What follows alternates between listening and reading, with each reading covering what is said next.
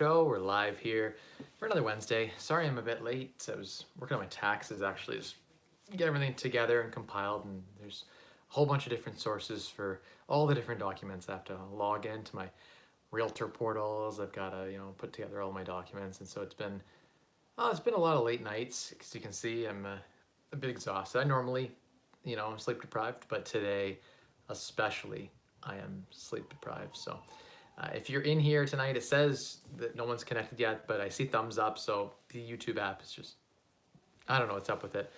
But if you're in tonight, give me a thumbs up and jump in the comments and say hi. I don't see anyone in the comments yet, but maybe there's something wrong with the comments. I might have to restart the videos. Sometimes the chat lags out, and hopefully, oh, there we go. People are jumping in the chat now. Cool.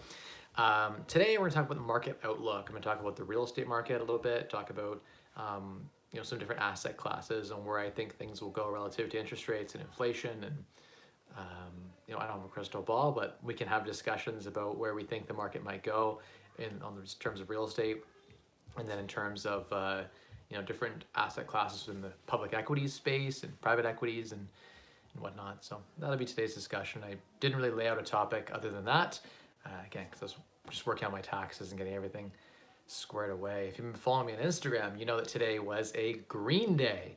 I love green days. They uplift my spirits. It shows that all my hard work is paying off in the trading world. So with options trading, using options and derivatives to actively trade the volatility and to long-term invest in companies.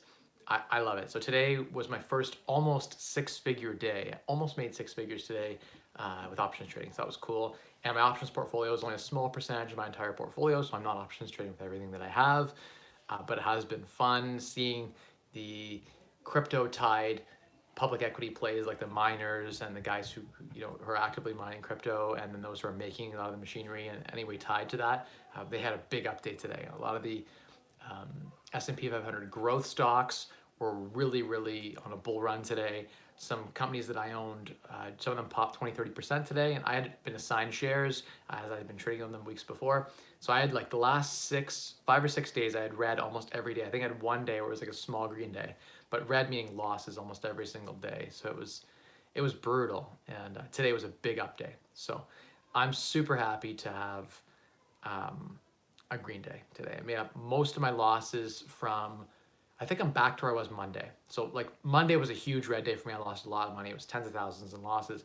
Tuesday was the same thing. Today, now I've recovered all of those losses back and I'm in the green. And so check out my Instagram stories at my Rosehart to follow along. But that was the thing that was distracting me the most today from completing my task of reviewing the bookkeeping files and making sure everything's good before we send off to the accountant. I'm so last minute with this that I hope I get my taxes filed on time for the April 30th deadline. Fingers crossed, at least in the personal returns. Hopefully we'll get them done in time.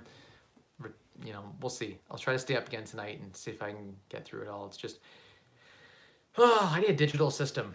The old paper-based system of putting it in a filing folder for each and every property, and then entering it manually into Excel, and then having to review that Excel, and then upload it into a system that the accountant can then file the taxes.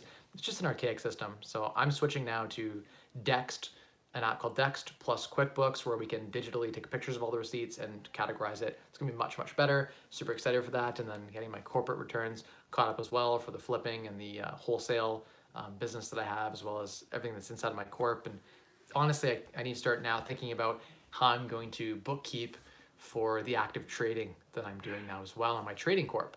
I am probably executing a couple hundred contracts a day per trading day on average, and I may be doing 20-30 trades a day. So I'm doing 150 trades a week. If you do the math on that, I'm doing 20-30,000 trades a year. You have to track the in and the out and the exchange when you got in and when you got out on every single trade. Even if you roll an option, or if it expires and you get assigned the shares, that could create a capital gain situation, but then you have to factor in the cost base of those options. So there is quite a bit there related to the bookkeeping, the taxing.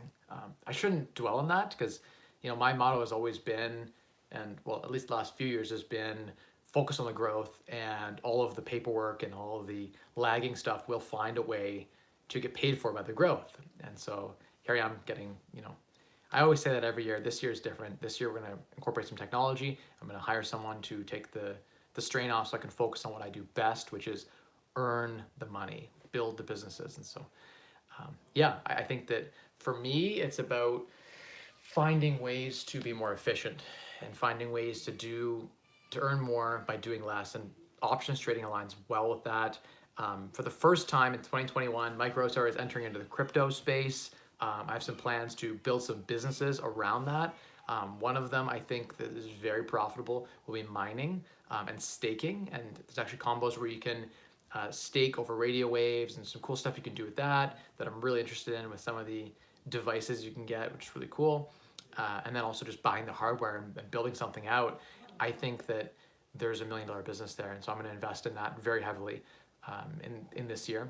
And then also physically buying some crypto. I think that, while it is fugazi, and you've heard me say that since I wrote an article in 2017 when Bitcoin was at 20,000 and just before it crashed to 2,000-3,000 a coin, I wrote an article back then saying that I was extremely bearish on Bitcoin. The fundamentals weren't there. It wasn't a widely used currency. A lot of the arguments that I had against crypto have evolved. And people know me, I'm a stubborn person and I get stuck in my ways and I will stay in a trench. But when I realize I'm wrong, one of the smartest things you can do is when you realize you're wrong, you pivot.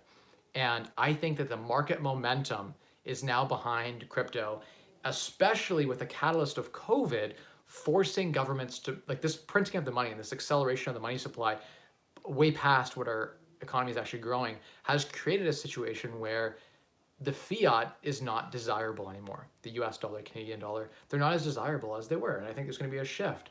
And I don't know if it's to crypto, but I think that institutional wealth is starting to pick it up. People are starting to use it in a way that they weren't before. And so it's becoming an asset class that other people now have confidence in. There's real big money behind it now. Companies are adopting it left, right, and center. They're accepting it. It's not a really great currency. Most of them are too volatile to be good currencies, but there are good use cases on some of the altcoin projects. And so I've always been pro on the technology. In the article that I wrote in 2016 on my blog, I talked about loving blockchain. I was surprised that some of the altcoins didn't get, like the people who are on those projects and the software didn't get bought out by companies like Visa. Because I think that companies like Visa and the major institutions can build something using blockchain, using the technology, and they can profiteer off it and make a system that works whereby it's not conducive to money laundering and some of the negative connotations with it, but where you can still get a lot of the benefits of one of the things I love about Bitcoin as an example is a limited finite supply. I think that's something that's great. They can't pull levers like the government right now can just force interest rates down and continue to print money by issuing more bonds. They can even buy back their own bonds if they want. They have control of the money supply, whereas with something like, by the way, Dogecoin or something, it has an unlimited supply, right? So it's not I don't think that's a great store of value, but it is susceptible to a speculator's bubble, and you can make money if you speculate in it. It's not where I invest myself, but there are some cool opportunities in the space. And for me, I want to be involved in, I think there's a place there and a couple of, I won't give away my business ideas yet, but I think there's a couple ways I could profit off of and, make money in without taking a lot of the risk in the crypto bull run that we're having. And I think there'll be a pullback. And when that pullback comes, I'm going to be really ready to invest heavily in the space. So I think that's going to be one of my 5 major asset classes is crypto, something I'm interested in. And then private businesses, obviously, I'm still interested in a flipping business. I'm still interested in, and I'm pursuing that actively. And trading has been my favorite way to spend my time recently. I enjoy it the most of all the things that I do. I'm in full control of my schedule, and it's the best. Great returns, great liquidity, great flexibility, fantastic tax incentives. Hey Mike, love these live streams. We're getting lots of value from them. I appreciate it a ton, Chris says. Thanks, Chris. Appreciate that. I want to talk in a sec once I get caught up on some of these questions here. Loving the live streams. Thanks, Christina. I really appreciate that. Yishi, how you doing? Raz says, do you have a list of tickets you invest in? Oh, you mean tickers? Like the stock ticker? Is that what you mean? You said ticket, but I think you mean tickers. Any food resources to learn how to options trade. So I think what you mean by that is, what are some great places to start learning about options? My favorite is Tasty Trade. It's completely free. You can go on there. They have some fantastic free beginner options programs where they talk about, IV, they talk about basic put and a call. What I don't recommend is that you go and take that free course and then start options trading with everything you have. It is high risk. You have to understand the underlying assets you're potentially acquiring positions on, right? If you're selling puts, as an example, you might run the wheel. And running the wheel is the basic idea of like, you buy a bunch of companies you like, you sell puts in those companies until eventually you either collect a free premium from that if it doesn't expire, where you have to be assigned the shares and have them put in your account, or you end up owning the shares, and often at a huge loss. With puts, there's you're selling puts, unlimited loss potentially, right? The stock could go to zero. And so you have to be sure of the stock that you're buying. So understanding basic financials on a company, understanding how to read an analyst report, things like that are all important, I think. And then obviously once you own those shares, just running the wheel means you would then sell covered calls and say, hey, this is the exit point I'm okay with, make you a little bit of profit, and you just basically run the wheel and trade the volatility. Whether or not you can beat the S&P 500 doing this, most funds can't, so most traders won't be able to. But even if you didn't, one, it's hella fun. It's like a video game. I get my video game fix by trading. So for me, it's a passion project. So even if I broke even with the S&P 500, I'm okay with that. Two, you can use extreme amounts of leverage on the positions you would have held anyway. So you can build your own S&P 500 index using options, and it's a fantastic way to get great diversity and a ton of leverage, cheap debt on those positions. You can, like as an example, I'll give you an example. I did a bull put spread today on Tesla between 250 and 500. And so Tesla's at what, 725 a share? I don't know the exact price where it closed at, 750, something like that, in the low to mid 700s. And so I sold one today, a split. So my downside is capped. I can't lose beyond a certain point. The worst case scenario is if the Tesla shares are, in a week from now, are between 250 and 500, I get assigned the shares.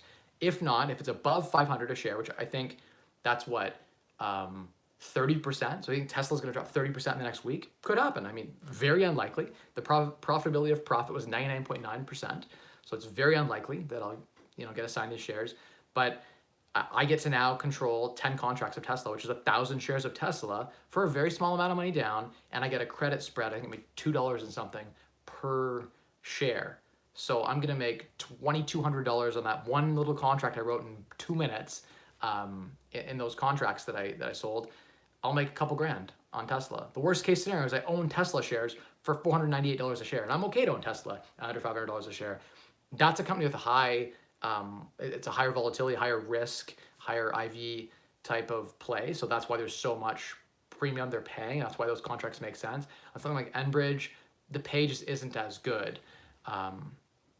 It's one of those things where you've got to kind of run through, you got to run your numbers and say, hey, where am I comfortable owning this company? And if, you got to prepare for the fact that you may be okay to own them at this price, but what if the market pulls back in a big way? Can you stomach those losses at that point, right? And do you have the liquidity to do that? So that's something that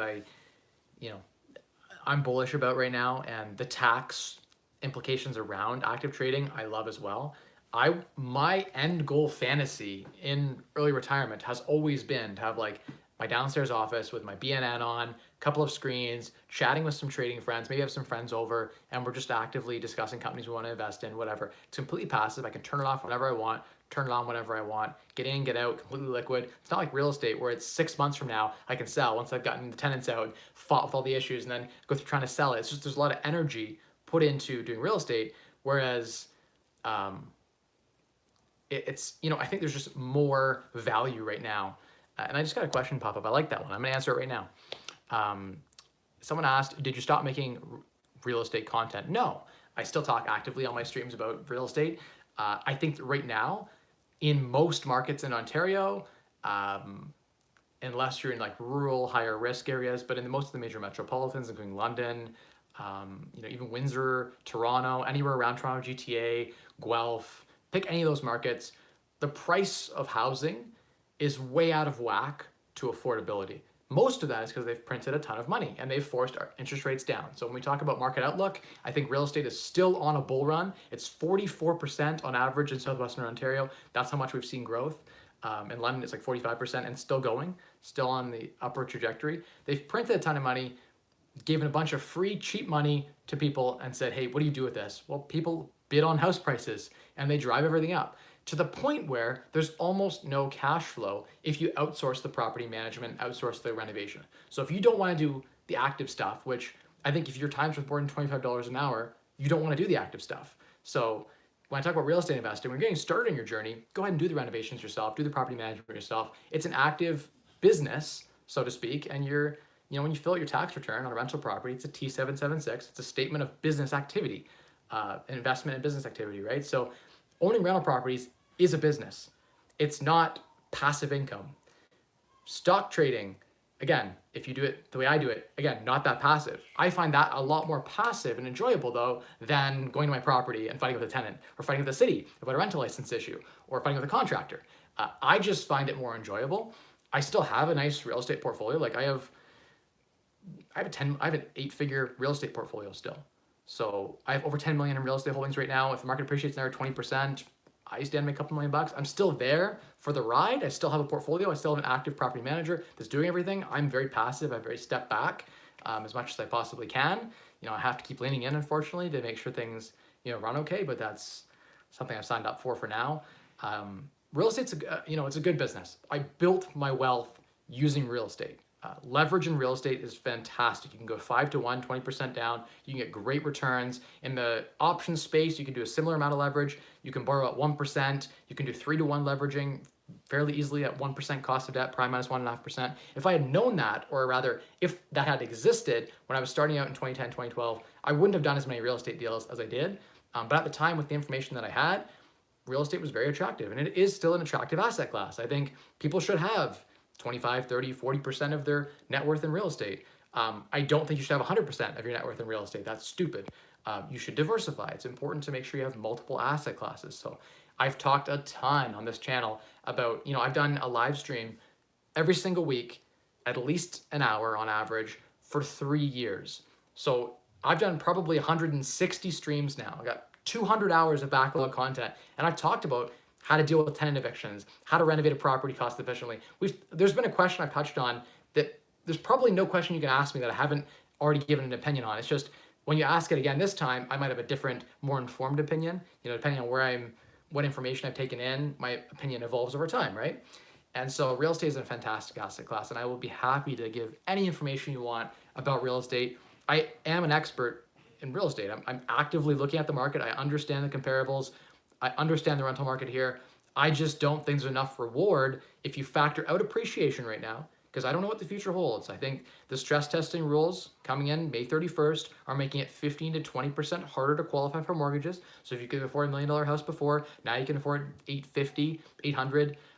That's going to play into putting some water on the fire that is the current real estate market. Additionally, the money printing will stop at some point. The stimulus will stop when they eventually have vaccinated everyone, or at some point I believe that the stimulus will stop, the money supply printing will stop, interest rates will have to creep up. As interest rates creep up, real estate prices go down. Dividend yielding companies tend to go down. So you'd want to play into a strategy that will do well with that. Now, I've been wrong before. I was wrong in 2017, wrong in 2018. I was right in 2018, 2019 when I saw that things were on a bull trajectory, and I went hard. We bet on real estate. I went hard. I was buying so many properties. You guys follow me in 2019. There was times where I had 4 or 5 properties closing with investors, or I was, wholesaling and assigning. I did a lot of assigning deals where I'd make 30, 40, 50 grand, selling good quality product real estate that cash flowed well. That atmosphere that existed doesn't exist in the same way today. The competition in the off-market space is as hot or hotter than the MLS was then. Further, there are wholesalers everywhere in all the markets now, banging all the doors with all the flyers, making it that much harder from a return on time perspective to really do well, I think, in real estate and make a great return. That's not to say you can't do it, but I think if you de-risk real estate and you factor in interest rate hikes that are coming in 2022. We know that it's coming. You factor in that the money supply and the stimulus is going to stop, and that most businesses have been a lot of businesses have been decimated through COVID, right? When you factor that stuff in, and when the roosters come home to roost, we are going to have a bit of a bear market, and I think there's going to be a lot of opportunities to buy. I could be wrong. Market real estate could go another 40% up. The government could continue to print for another year, which is why I haven't sold my whole real estate portfolio off. I'm still holding. I'm hedging and selling a few properties off. I have 5, 6, 7, 8 properties we'll be selling this year. Taking some of that money off the table in those positions where I have a lot of equity in the deal and I can't refinance it out. Take that equity, get a way better return in the stock market, because I have properties that have appreciated to the point where my mortgage balance is half of the current market value. And it was refinanced 80% loan to value 2 years ago or a year ago, right? So it's crazy how much some of these properties have gone up in value. And now with the amount of equity I have in some of these deals, when you look at the deal and you say, hey, would I buy this today? That's what I keep telling everyone who asks me, hey, do I buy, do I sell? What do I do? Would you buy this asset today? And they're like, no, I bought it for 200. I would never buy this property for 700. And it's like, then sell it. Why are you holding an asset you wouldn't buy today? Look at market value, look at your current rents. Does it cash flow? At market value. Not what you bought it for, not what your cost base is, but at market price. And if the answer is no, then sell it and take it and get a better return on equity. That's the important piece here. The buying of real estate makes sense. I'm still buying. We bought 3 deals in Sarnia. I'm still acquiring, but the holding piece doesn't make a lot of sense right now. The incentive to hold doesn't always make a lot of sense. And so that's where I'm kind of like, that's where my mindset's shifted a bit. And I'm also at a stage where I've built up a good amount of capital. And so for me, the capital base can give me a really good return on time. Whereas in real estate, I have to put in a lot of time and the capital base doesn't push as hard as it does in the stock market. So just, a differing of opinions. I have 3 kids and a newborn and a dog and a million other commitments that I have. So that's where I'm at right now. And I'm talking about what I'm interested in the most. And right now that is the stock market. I'm very, very interested in how to, and again, the way down, I'm going to ride the wave down too. I'm probably going to start shorting the market very soon. I do believe that there's going to be a bit of a correction come this summer. And so I will actively be trading the up and then using my premiums from that to buy short put positions, basically, so I could be short the market when it cracks, get that big black swan payout. That's where my mentality is right now. I think the government's going to keep printing money for some time. So real estate, again, solid asset class for now. We should still see some good appreciation, but there is always that risk of pullback. And in certain pockets within real estate, some markets will do well, other markets won't do as well. Depends on different economic fundamentals. So we'll see how things play out, but I'm actively watching. And right now I'm seeing, it's like when you're watching a stock chart, right? If you see there's momentum going upward, you don't sell your stock. You wait for it to kind of plateau, right? The same is true for real estate. It's on an incline like this, and I'm going to wait for things to plateau before I would say now's the time to sell. I'm saying now's the time to hold real estate. That's my opinion, is a hold. I'm not actively going up to buy anything unless it's under market. Bought a property in Sarnia for 160 something. That was a great deal. I think it's worth 300 something. I'll buy that all day. Do I want to hold it at market value of 350? No. I'll probably dispose of that real estate asset because it doesn't make sense to hold. The return on equity isn't good enough. It's all about the return on capital. I look at every dollar I have in the deal at market value price. If I were to sell it right now, how much do I have in it? What does that cost me every month? For example, if I had a property that had $200,000 mortgage, that's worth $500,000 right now, I'm looking at that property saying, I've got $300,000 in equity. $300,000 in equity should generate me $6,000 a month in an options trading market. If I was doing lending, it would generate $3,000 to $4,000 a month probably on first mortgages that are a little bit, 80% loan to value, a little bit riskier with some lending fees maybe. I look at that and I look at owning this property. And if you're looking at a $500,000 property with a $200,000 mortgage that's cash flowing, you're getting rent $3,000 a month, let's say. That's a pretty good property in London, Ontario right now, and that's probably what it'd be worth. Your cash flow on that probably is less than $1,000 a month. So you could have $4,000 a month in cash flow if you sold the property, or you could have $1,000 a month and keep the property. So the math doesn't make sense right now to hold. People who are holding for appreciation. I think no one's or they just haven't done the math or looked at other opportunities that exist or don't know of other opportunities that exist out there. And they're like, hey, if I was to sell my property, I keep it in my savings account because I have no other opportunities. Those people might hold because they have nothing better. They don't know about other opportunities out there. But I'm saying, hey, there are other opportunities out there that are better than real estate right now. Except for when, if you were to buy 5% down right now on a cash flow positive deal that has good upside potential, yes, green light, do that. If you could buy 20% down right now on an undervalued opportunity where you can add, add 10, 20, 30% in value to the property, and you're levered, 5 to 1 by putting 20% down, that's a triple digit return. You can't replicate that in the stock market with the same degree of risk profile. So you can't, it's a lot less risk to do that to generate the same return in the market. You have to take a lot more risk. So I would say that would be the better play. But if you have a property that's stabilized, you have no plans to do any further value add to it, it's already maxed out, and it's not that cash flow positive, like $1,000 a month or something, or even break even. A lot of properties people own are break even. Those opportunities are not a great use of your capital. And here at Rosehart Enterprises, we believe that return on capital is the most important thing, the number one metric, followed very closely by return on time. They're almost tied for each other.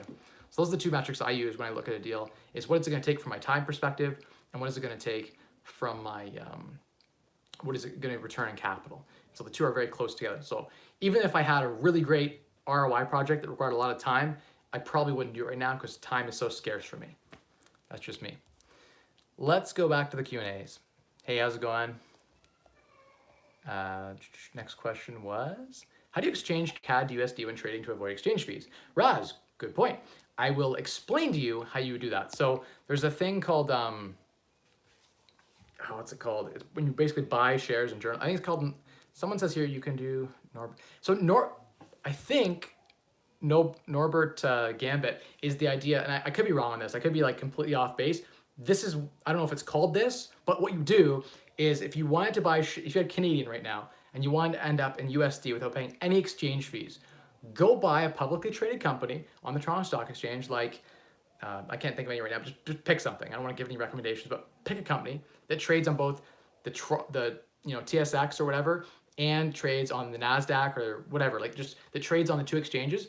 You buy the company, like, what company I was looking at today that I was thinking about doing that? Whatever, just pick one. Most of the companies trade on both. So you buy in the Toronto Stock Index, and then you basically journal your shares over to the US. And so your shares will just journal over to the US shares. And because people are arbitraging back and forth super, super fast, what you'll find is that, yeah, so it is Norbert's Gambit. Thank you. What you'll find is that you can transfer your shares over, and typically people are arbitraging the difference between them. So there's almost no currency fee at all. And you end up just basically trading your shares. People keep texting me, it's really annoying. I need to get a dedicated iPad or something. I wonder if, can you YouTube live from an iPad? I might just buy an iPad just for the trading piece too, because I like to, when I'm with my kids, sometimes just have the iPad out. I might buy an iPad just for my active trading, like the Interactive Brokers app on mobile is fantastic. I love the interface of it. So yeah, something you could do. There you go. Someone just threw up some companies. You pick up a million different companies that trade on both. Suncor, as an example, it trades on both. Someone says Enbridge trades on both. So anyway, you buy on the Toronto Stock Exchange, and you just you could call your broker. You can do it, I think, in the platform as well.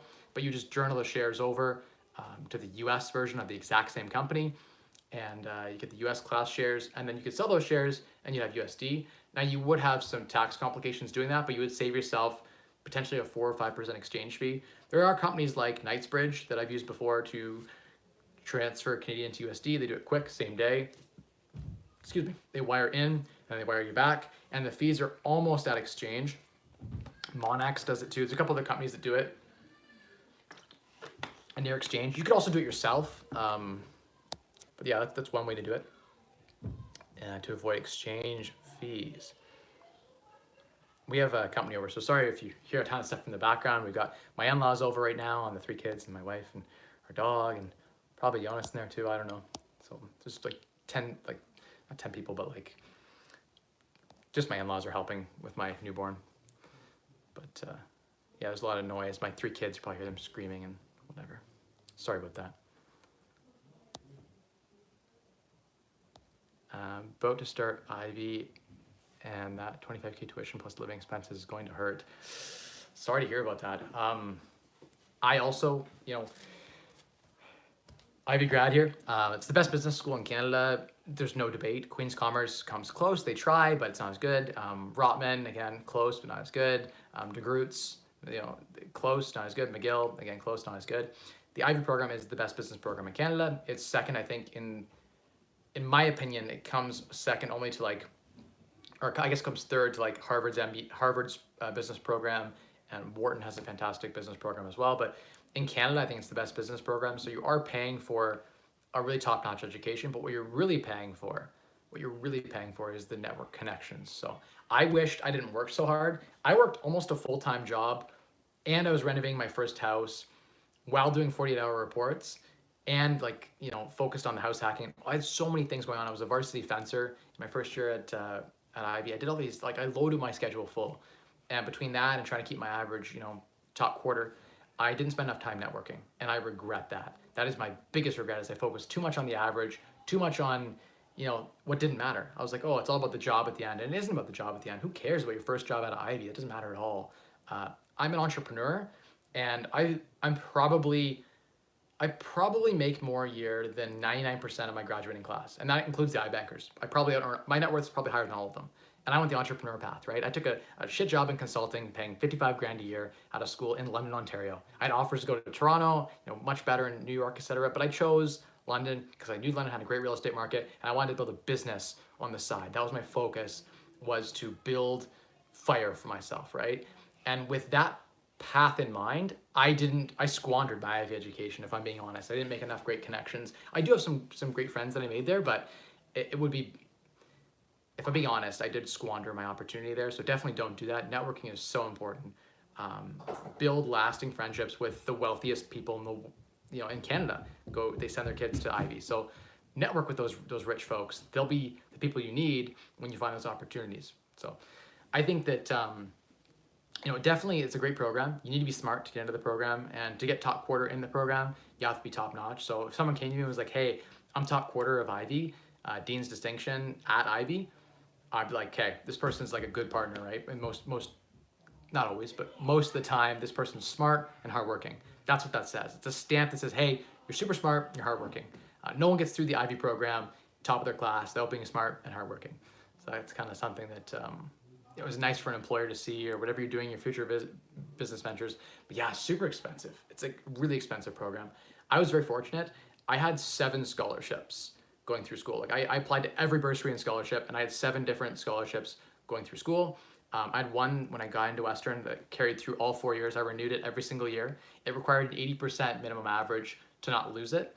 And so that was something that I had to keep every year. It was $10,000. I got another one that was like $6,000 or $8,000, and scholarships are tax-free, and bursaries are tax-free. So that's sweet too. They get all that scholarship money. I worked hard. I wrote a lot of essays, and I was able to, self-fund a lot of it. I also worked full-time through even my 3rd year. I was still working at the border, the Star on Your Border for CBSA. Like I was working hard the whole way through. I always had odd jobs. I did work study. I did all that stuff to get through. And I even had a little bit of help from my parents, not as much as like obviously everyone else at Ivy had like super rich parents that were like covering their tuition and stuff, right? I didn't have that kind of help, but I had a little bit of help along the way too. So I'm super thankful. My grandma actually was someone who really helped out, especially my first year. She was super helpful. She like paid my whole food budget in first year. So I have a lot of people to thank that I got through school debt free. Like I graduated from the most expensive business program in Canada, debt free. Now I worked hard to maintain my average, get all those bursaries and scholarships, et cetera, and so forth. And I won like community scholarships and everything. So I self-funded a lot of it, but yeah, it was tough to get through. And I think that, at the time I wanted to write a book called Graduate Debt Free with a Degree. That was the book that I started writing. And I got like, 2 pages of notes done, and it was like 21-year-old Mike had just graduated, was working in consulting, and then I had my first property, and I was like, okay, looking at my second rental property, and then life got busy. I never wrote the ebook, but it would have been a cool one to write. All the strategies that I used to keep my cost of living down. I rented a room for $300 a month. I found some sweet opportunities. At least I moved in together into an apartment. We paid $600 a month, so $300 each. So there's just super cheap ways to keep costs super low. House hacked our first house. By 3rd year, I had our own house already, and we were house hacking it, and so living for free.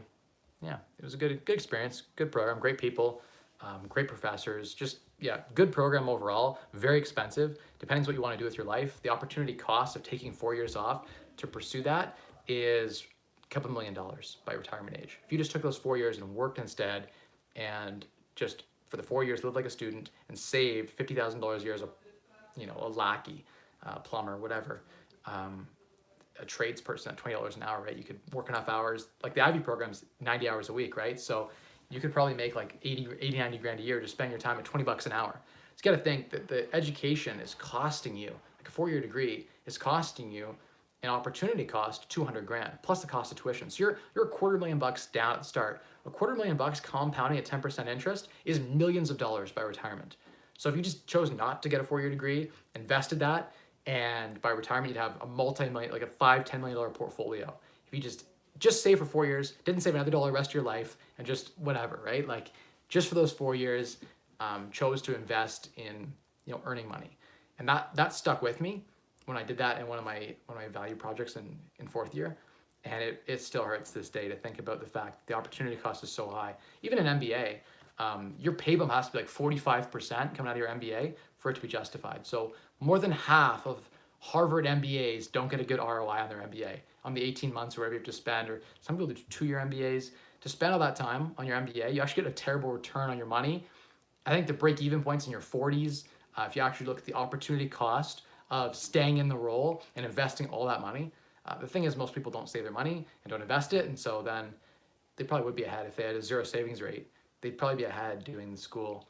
But if you're a frugal saver like I am, and a really good astute investor, where you're like, hey, I can take this money, set it aside, and invest it, and not touch it, and let it grow, then yeah, your opportunity cost of not going to school is actually better. Of course, if my kids want to go to school, I'm going to support them through that. I hope my kids are trust fund kids. I want them to have the opportunities that I saw the rich kids at Ivy having, where they could go out and go to the Frog and have a good time and not have to worry about rent being paid, and not have to worry about the job they're going to have after because their dad or mom has a huge company. So that's what I really want for my kids. But I came from nothing. Right? My parents both are almost broke. So I'll be the first in my family to kind of create that trust fund, hopefully, for my kids if I continue to keep grinding and working hard. It's all about them at this point. Someone asked, Mike, is it possible to work full-time and do the Ivy HBA program? No, not and do well. I worked 25 hours a week through Ivy and tried to do a varsity sport, and I'll tell you, my average was like 84. I did well, like in the Ivy program. I think I graduated with 86.8 with my second year average pulling me up. But second year, I got 90 in a couple courses, and that really drove me up because that was the top of the curve.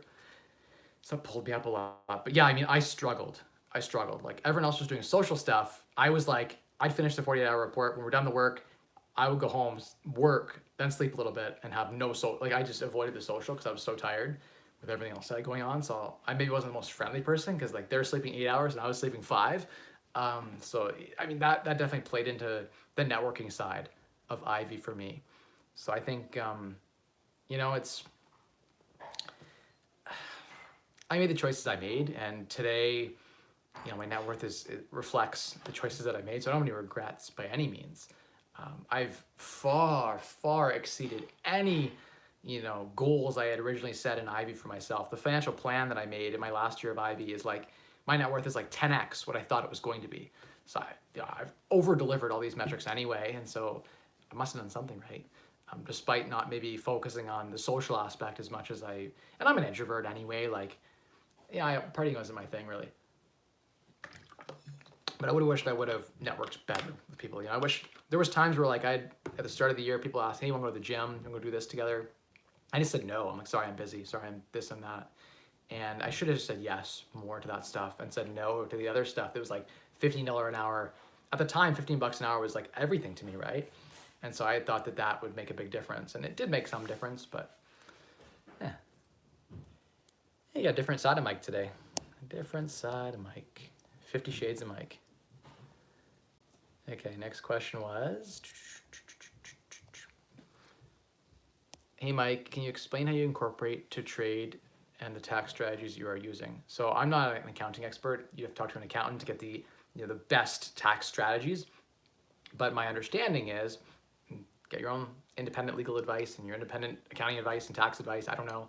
But my understanding is that if you're actively trading options or derivatives on, say 5, 10, 15 trades a day, which is not hard to do. Even 5 trades a day, I would say is pretty active. That's 25 trades a week. and you have to close those positions out potentially. So that could be like even 50 trades right there. If you multiply that out by the 50 trading weeks we've got, if you do the quick math on that, that's like you're near like between 7 and 10,000 trades, depending on if there's days you take off or whatever. But that would be considered an active trading business. And a trading business is cool because you could justify research expenses. Like if you bought a laptop or an iPad, or you need to pay for an internet subscription or an office, if you need to go rent an office or something, or a home office to trade, you definitely would need to, those will all be write-offs against your active business. But the most important thing is that an active trading business, you could hire an employee to be your bookkeeper. You could hire a research assistant or someone to execute your trades. You could have a bot going. You could pay for a subscription to some stuff. You go to a lot of cool seminars and conferences in Hawaii or Florida. Those are all you need to build the knowledge, right? And so that's the asset of that, one of the assets of that business, right? And you can have some proprietary stuff going on. I want to build a business out of it. And the business qualifies, the first $500,000, this active small business, is at 12.45% tax, I think, 12%, 12.5%, something like that. And that's great to be in the corp getting that kind of tax rate when even a capital gain is at 20, it's at 50%, but then 25% of it's held for you if you take it out of the company. So there are definitely some advantages, I would say, to active trading versus passive ownership. And it far exceeds the tax treatment for interest income if you're doing lending. And you could simulate a similar amount of cash flow at a lesser amount of risk, or a similar amount of risk, I think, using an options portfolio. And the real thing that is attractive is the leverage. At somewhere like Interactive Brokers, you can borrow at prime minus 1.5% for large 7-figure sums. If it's smaller sums of money you're borrowing, it's like 1.5% interest, which is still like prime minus 1. To borrow at that kind of debt cost, unreal. Hey Steve, how you doing? Jonas, good to see you on.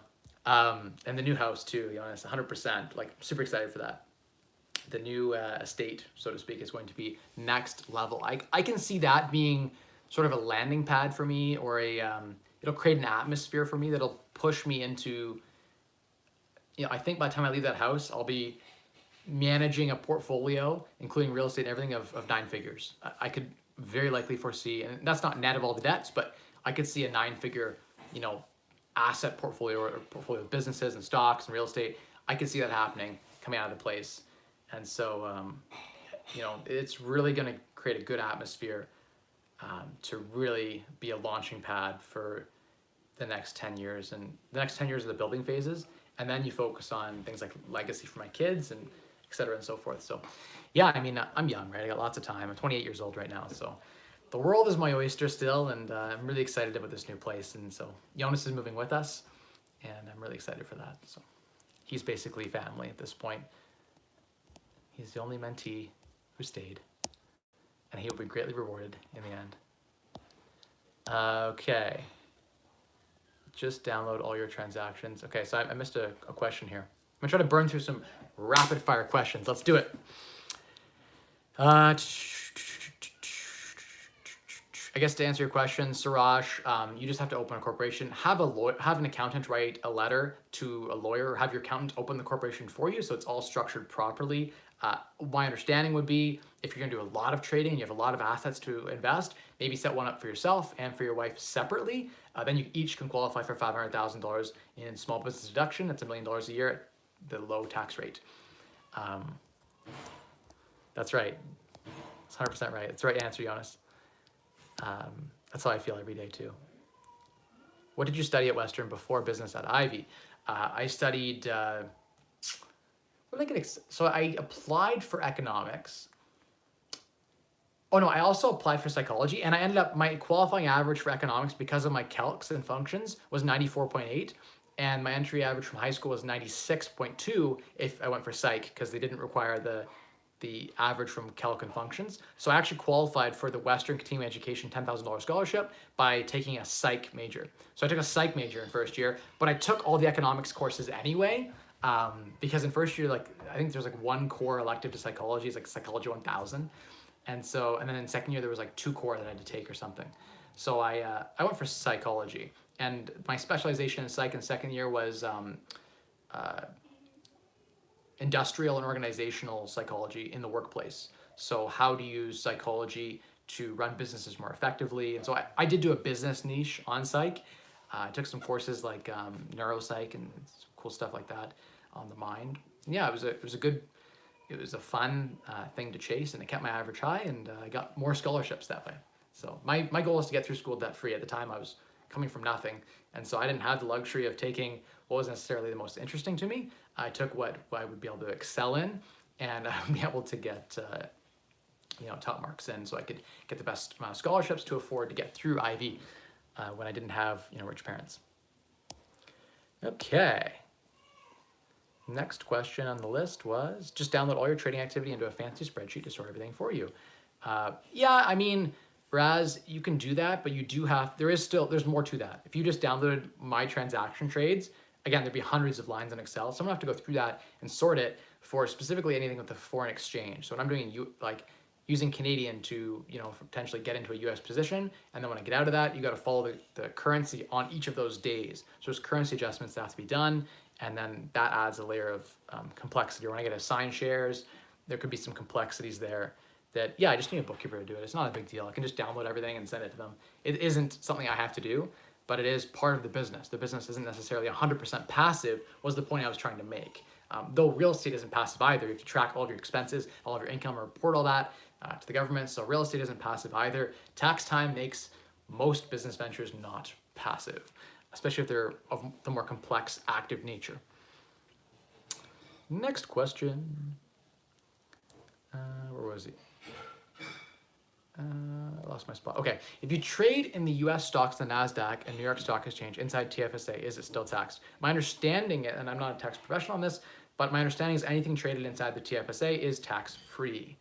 So I believe there is no tax. There must be a tax treaty there, but I believe, including US positions, there is no tax in the TFSA. So that's 70 grand per person in the couple. If you invest that and grow that, some people have TFSA balances right now of 150, 200 per person. I know people that have $500,000 between both spouses in their TFSAs. So it can be an amazing vehicle to grow tax-free. Which interactive brokers do you recommend for Canadians? That's what I recommend, is interactive brokers. IBKR, go take a look. Interactive brokers is the best margin, by far the place that most active traders go. And I think every investor should be at interactive brokers because the margin rates are so cheap and so good. At Questrade or some of the other crappy discount brokerages, you don't get the same margin. You don't get the same margin rates. It's like 5, 6, 7, 8% interest. It's crazy right now, some of the fees they charge. And you make all your money by levering. You buy stuff that's solid and you buy it 3-to-1 using the bank's money, just like in real estate. Thanks, by the way. Appreciate the live feedback there. I'm trying my best every week to go live, tired or not, whether I have something valuable to talk about or not. You guys usually pull a nugget out of me somehow through one of the questions. So you ask the right questions and it hopefully pulls something of value out. Next question was, how are the premiums from covered calls and naked puts treated for tax purposes, i.e. like income, interest, capital gains, etc.? Chris, my understanding is if you're actively trading it, it is considered active business income. And so if you're doing that in your personal name, don't. The tax treatment is bad. You could maybe argue capital gains on your first year of trading because you're experimenting, you don't know, you're trying to acquire the positions, whatever. If that was your motto, your investing motto, and you're like, hey, that was the thesis I had going into this was that I wanted to get assigned the companies. I was just trying to build a stock portfolio. So, just let's adjust my cost base when I sell the stock. But if you're actively trading like I am, you want to be inside of a corp. And the reason for that is the tax treatment goes from a top marginal tax bracket, which could be nothing if you make no income on the personal side, but it could be if you make a lot of income, 50%, right? It could be the top marginal bracket, 54%. So it isn't great to options trade inside your personal name. It's good to do the trading, the active business trading inside of a corp. And the cool thing is 2 years of doing that and you have now income to qualify for a mortgage. If you do that, if you do 100,000 the first year and 100,000 the second year and you pay yourself dividends out of your corp, guess what? You have a job making 100 grand a year. You're able to qualify for mortgages. So this investing strategy, it's like they're all symbiotic. So you want to grow your real estate portfolio, having equities makes you more attractive to the bank. One, it shows you have, after 2 years of doing it, you have active income, which you can use to actively qualify for mortgages, just like having a full-time job, but without having to put the time in. And the second thing is the leverage is cheap. what was the third thing I was trying to say? There's three things. Lost my train of thought now. Oh, diversity. The bank wants to see that you have liquid assets that are not just in real estate. Diversity is important, and the bank will get to a point where the lenders are like, you don't have anything else except for real estate. We're feeling like you're a little too heavy in real estate. So to make your portfolio more balanced, it actually does make sense to have, different levels of asset class. And so diversity is important. I think an options portfolio makes good sense, or at least a stock portfolio makes good sense in any millionaire's net worth composition. To just be in all real estate is not prudent. Next question in the lightning round. Someone just called me like a billion times there. I don't know if I'm live. Can someone tell me if we're live?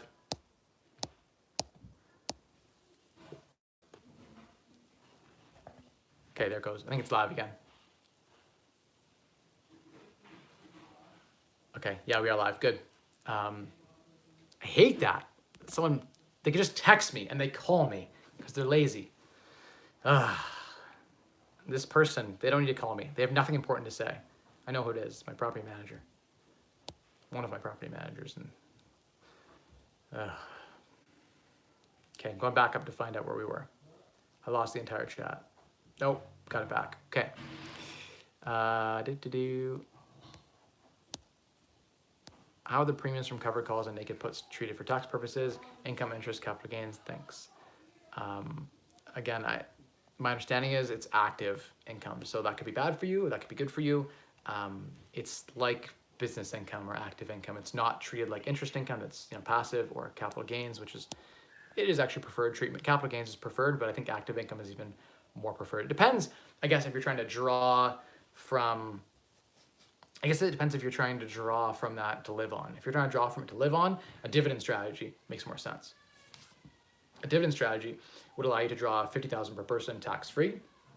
So a levered dividend strategy with the wheel inside the corp might make more sense. It just really depends. You could take the dividends inside of the corp and then pull them out, and you get a credit for that, and so you could draw that out tax-free.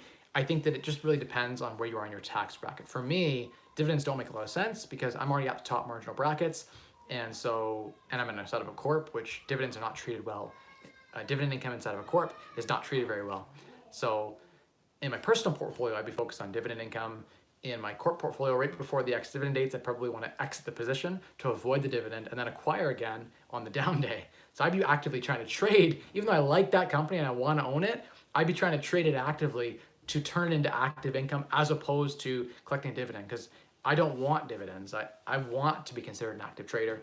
And to be honest, I have more fun trading it anyway. And I think I can make more, my thesis is that I can make more money trying to ride the volatility than I can just by buying and holding. So the hope is that I make a little bit more for my effort, and it gamifies it a little bit for me. Next question.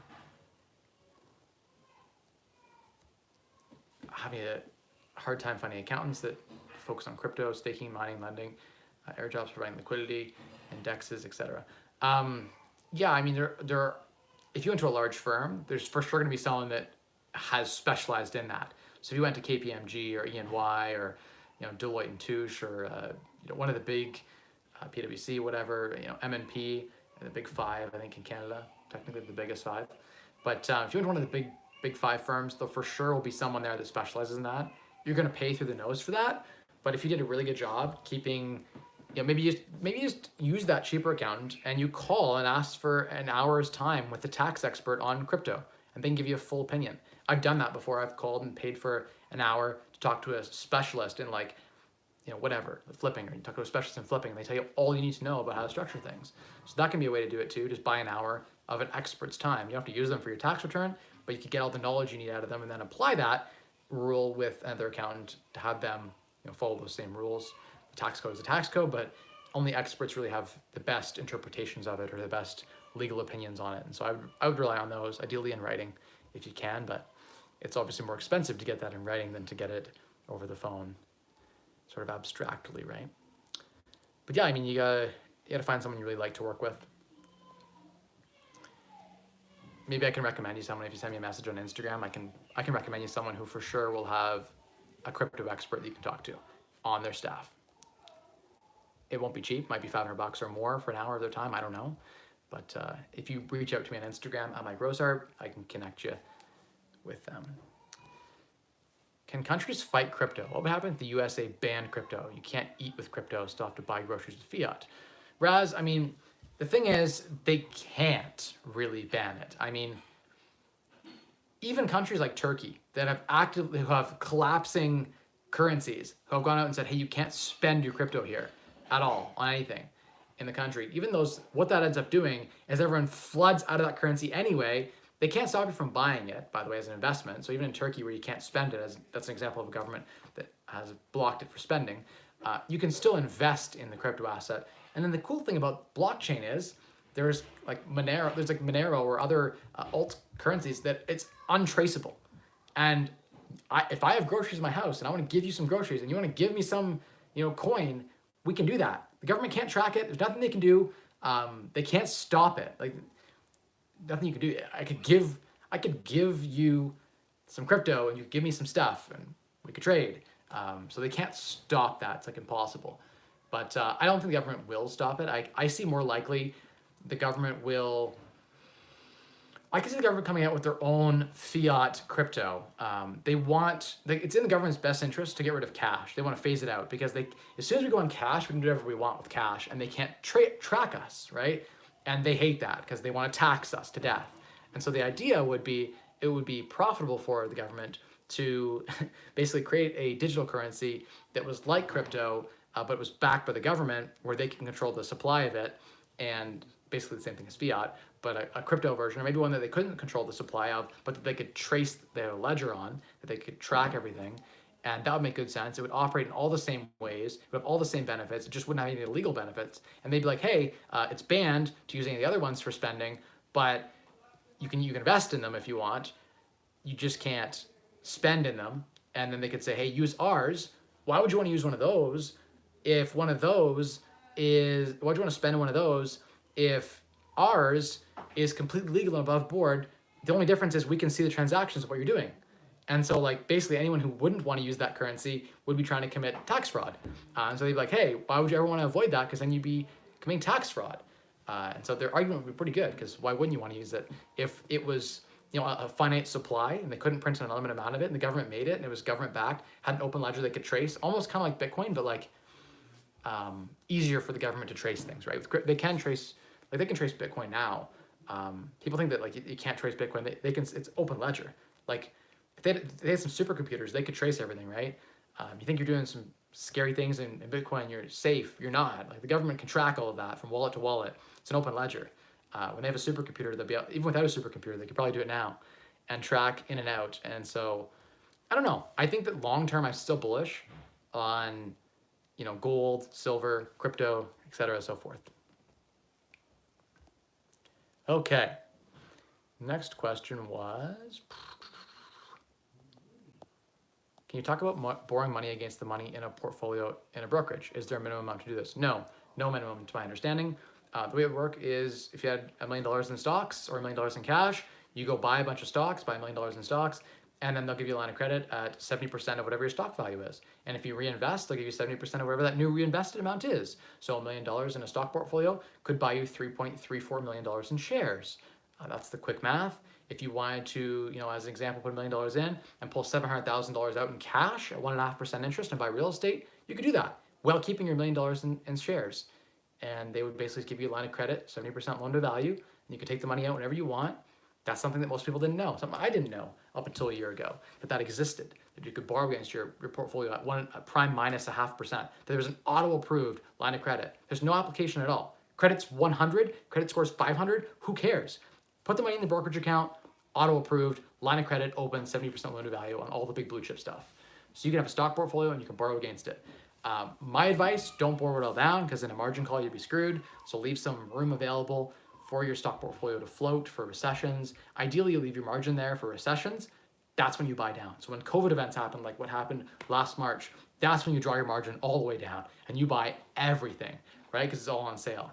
Right now is not a good time to probably do that, to probably start doing that, because we're at potentially all-time highs. Who knows, all-time highs in 2017, 2018 seem like all-time highs, but one thing we know about the market is that it continues to move in one direction, and that's up. It moves like this, but it moves like this in the upward direction. So 10 years from now, the market will be hotter and more of a bull than it is now.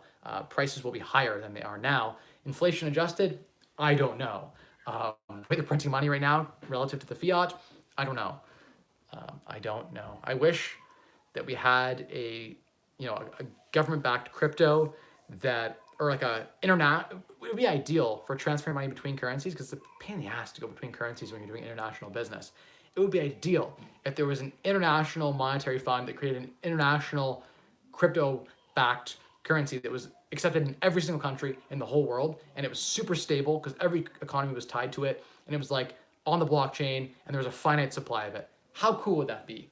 I'm just throwing that out there, but how cool would that be for us to be able to spend that anywhere in the world? That's what we're getting to with crypto, and I think that private's taken us some of the way, and I think that eventually the governments will step in and adopt or make rules and legislation around it. So I don't know. It's hard for everyone to come together, right? It's hard for countries to come together. So we'll see what happens. It may just be that the private crypto space that's building these altcoins, they all just serve certain purposes. So we'll see. I don't know. I think I got through all the questions, most of them. Answer that, answer that. Private lending. Private lending, how the process works. So I don't have time to do that on this whole video right now, but maybe next week if you ask that question, be happy to share it. But basically private lending is where there's a couple ways to do it. You could lend against my corp and I could personally guarantee it and I could put the money to work. We can lend against the property on a first mortgage and you'd be secured against the title of the property and I can personally guarantee it. You could do a second position. First position is the safest, a certain loan to value that you're comfortable with on the deal. And then you get a set return, typically between 7 and 10%. What are you looking for to determine when the market turns? It's a good question. It's a great question. I think market sentiment is a big piece, but we need a catalyst. I'd be looking for a good catalyst. And I want to see that, as soon as that catalyst comes out, I'm going to think through how is this going to play out and then get ahead of it, right? As an example, over the weekend, we had the China power grid go down and we had a little bit of a cryptocurrency collapse a little bit. We saw Bitcoin drop, 10, 15, 20%. Ethereum was down. Some of the altcoins were down, not Dogecoin. But some of them were down, and that was an opportunity. I immediately looked to protect my downside, and I made 10, 20, 30,000 protecting my downside in some of my crypto plays because I was watching that news, and on Monday morning I was ready for it. And other people maybe weren't ready for that news, didn't act on it as quickly, or were waiting to see how the market reacts. So if you're a first mover and you're watching the catalyst, then you can sometimes get ahead of it. I by no means am perfect, and so I will do a lot of guessing and guesstimating, and I'll buy puts that are a ways out, and I'll continue to roll them before they expire, so that I can be ready for that black swan. I think that the premiums will be a small price to pay for the next correction, and there is always those down days you can trade and make a bunch of money, right? So yeah, I don't know. I have no crystal ball. If I did, I'd be a billionaire right now, and I'd bet heavy, right, on everything, and I don't. I'm muddling my way through just like everyone else. It's a great point, David. What are your thoughts on crowdfunding real estate with Fundrise and CrowdStreet? I'm not an expert in crowdfunding, but I love it. I love the idea of crowdfunding anything, businesses or real estate. I think it's fantastic. REITs have already been doing that, and I like that it's more approachable for the average person, and I like the way that they're doing it. They're bringing a bunch of people together to buy a property, and that's cool. Everyone's kind of like an equity owner, similar to buying into a REIT, but just a different concept, different slice of the same bread, I guess. The thing I love about buying something like a REIT inside of something like Interactive Brokers is you can go 3-to-1. So you get a 25% return owning something safe like real estate inside of a REIT. It's already levered a little bit, so the leverage exposure is fantastic to cheap debt. When places like Prince George start having crazy real estate prices, I think the top might be in. Yeah, I know. I keep thinking the top might be in, but I've been thinking that for a year, and we keep going. So I'm just going to continue to liquidate positions and lock in gains where I can and hold some real estate, because I think more likely than not, we'll see sort of a little bit of a pullback in real estate. I don't think we'll go full crash. I think it'll be kind of like a pullback, and it'll be hard to sell some of the luxury stuff. It'll be hard to sell, the harder properties, but the mint properties, they will still fly off the shelf. A good product will still do well, I think, even in a bit of a pullback. Are you concerned about the stock market correcting? Yes, which is why I'm actively buying puts on the S&P 500 and the growth indexes right now. I'm taking premiums from actively trading. I'm enjoying the ride up with you guys, but I'm taking my premiums off the table, my profit, and I'm taking the premiums and I'm buying puts. I'm ready for a correction. I think it's going to happen the next year. So I'm actively ready for a correction. I'm actively ready to make money on the way down. But again, I'm still riding the way up too. And I would lose too on the way down, but hopefully to protect myself from margin calls, those puts will be there. Just do DLR and DLR.UN would avoid the volatility in a stock. I don't know what DLR is. I have to look that ticker up. Someone on my Instagram right now, just send me that, the DLR and DLR.UN. I'll look them up and I'll have an opinion once I've looked up what it is. How do you feel about Western's Moss program fares compared to Ivy? It doesn't come close. Like the two programs are like apples and oranges, but will you get the same job out of it after? More than likely, the majority of people out of Moss or out of Ivy get a similar job. It's just where they are in 10 years. I think the Ivy person is just at a different stage 10 years from now. In the job, 4 positions from now, or as the entrepreneur. That said, there are some people I know that went to Moss who are still doing really, really well. So, yeah. Sorry, Mike, a follow-up question. Why isn't it a good time to borrow against the portfolio now? The market is down due to COVID. Isn't it the best time to invest more in ETFs? Look at the S&P 500 from March to now. In March, it was like a 70% pullback. It's recovered almost entirely. We're at pre-COVID levels, and we're not recovered. So it makes no sense. The valuations of everything is really, they're at exorbitant levels because of the cheap debt, because of the stimulus money pumping in, and the really low cost of interest right now. The interest rates are low, and that's fueling growth stocks, and that will come to a head at some point. And so being fully levered would put you in a bad position for a margin call. If you just got in now and fully levered and something were to happen and there was a rise in interest rates as an example, that could be a problem, right? Are you familiar with people Canadian high dividend covered call ZWC? Yeah, I used to own some units of that a couple years ago actually. Great points on crypto. What do you think about the $40,000 interest-free loan from the new federal budget for housing retrofits? Do you think it's a way to combat the increasing housing market or just to create work? I think it's probably to create jobs more than it is anything else. So it's a way for the government to stimulate the economy. I don't know. I haven't really read the program in depth. I did see an article about it. That was kind of cool. But when I looked at it, I was like, I wouldn't qualify. I remember reading it and thinking this is something that would be a lot of work to go through. And I'll look into it more, but I don't think it makes a big impact for most people. It might for the first-time house buyer. Might help offset some of those qualifying pieces. Hey Mike, thanks for sharing your background and experience on Erwin Cizito's podcast. Have you considered buying Toronto or Vancouver real estate, and how did you get over some of your initial fears? I have considered it and walked away every time I got close to buying anything. I think there was an opportunity during COVID, right in March, April, May, to buy some condos for like 20-30% discounts, and I almost jumped on a condo near downtown for like 450 grand, and I regret that I didn't, because it'd be like 800 today probably. That's a year later. But right now I'm not super interested in buying real estate that doesn't cash flow for long-term appreciation only. I have a good real estate portfolio already, so I'm not looking to become overly heavy in real estate. We've been on here for like a good amount of time, There is no minimum net worth to do lending, as far as I know. I think it's like 10,000 you got to put in. It's like a very little amount of money. IB all the way. Don't waste your time with others. 100% true. Withholding tax on U.S. or withholding taxes on dividends in the TFSA. I don't know a whole about that, but there are, again, the government will withhold. If you hold U.S. dividends, you will get some of that withholding tax that you got to go after. I don't think I can get through all these. If I missed your question, by the way, put it in the comments after this video and I will go back and respond to it. Thank you all so much for watching. I really appreciate everyone tuning in tonight. We had, at some point we had like 90 people almost in, so I appreciate all you guys and all the people that watch the live stream. I appreciate you watching as well. And if you got some value from this in any way, if one of the tidbits that I dropped was of value, smash that like button. Go ahead and click it till it turns blue, and leave me a comment. Just say, hey Mike, really appreciated it. Thanks for going live tonight. Thanks for giving us an hour and 20 minutes of your time. Or if you want to connect with me, I may or may not respond on Instagram at Mike Rosehart. I get a lot of messages. I try my best. Don't have high expectations, but feel free to follow me along there. On my stories, I'm posting 6-8 times a day. So check that out if you want. Yeah, thank you everyone so much for watching and tuning in every week and watching the playback. I'll see you next week live at 7 p.m. Eastern, 7 to 8:15 p.m. roughly, every single Wednesday for the last 3 years. And if you want to watch any of my playbacks, they're all available for you guys to watch.